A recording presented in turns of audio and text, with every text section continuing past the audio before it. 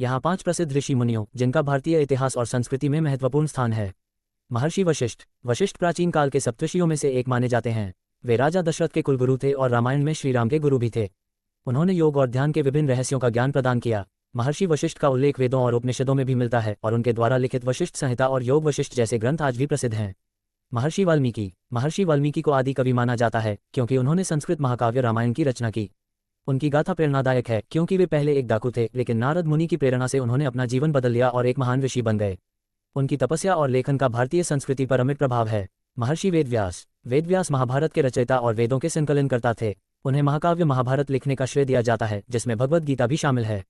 उन्हें ज्ञान और विद्वता का प्रतीक माना जाता है। उन्होंने ब्रह्मसूत्र और 18 पुराणों का संकलन भी किया, जिससे भारतीय धार्मिक साहित्य की नींव पड़ी।